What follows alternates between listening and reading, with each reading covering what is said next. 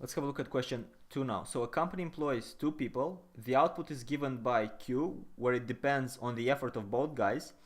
Okay, we have the utility of every employee.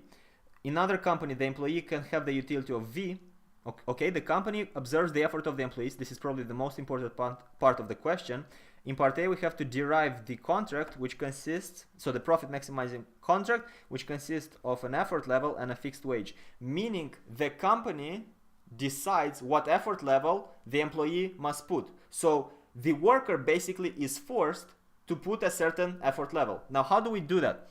The idea is this: because the company, so the firm, observes effort, what does that mean? It means that the worker cannot free ride.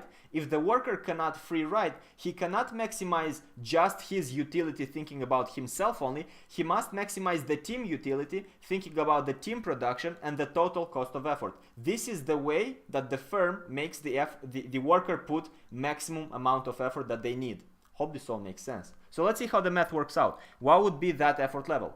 We said that the utility would take into account the total team production and the total cost of effort. The team production would be the value of the team production, right? The sales, basically the money that they make. That's the price times the quantity that they produce. So that's going to be P times the following. P times theta, it would be P times, I think this is theta, times E1 plus E2. So we will have over here E1 plus E2 minus the cost of effort of the first guy. So minus 1 over 2.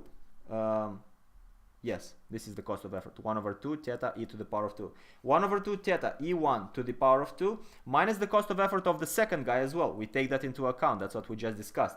Minus 1 over 2 theta e2 to the power of 2. Now let's maximize the utility of the first guy because it's symmetrical to the second guy. So we can do it just once to find out the result.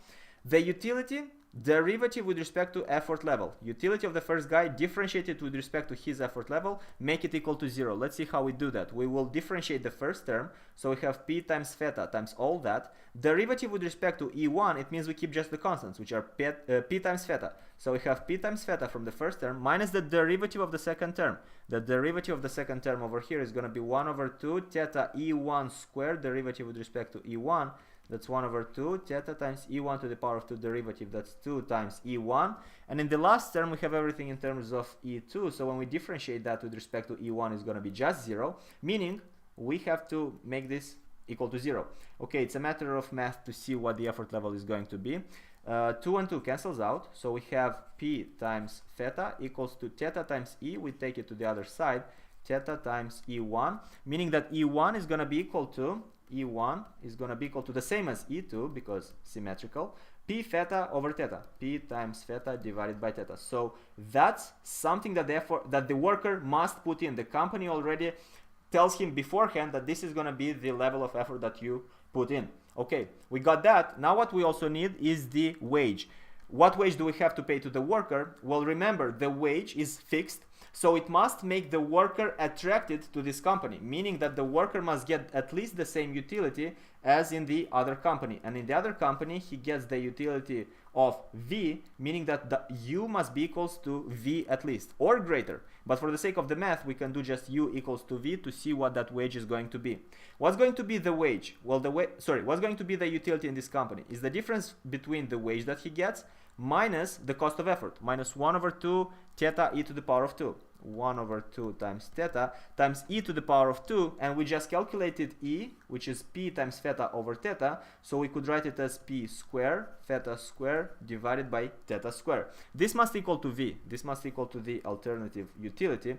Now let's do some math here real fast. Theta with theta goes away, meaning that the wage is going to be equal to the following. So the wage that makes the worker work at this company is going to be V plus, so it's gonna be V plus this term. We take it to the other side like that. V plus 1 over 2 P square theta square divided by theta. And that's it. We're done with this part. Next video we go to part B.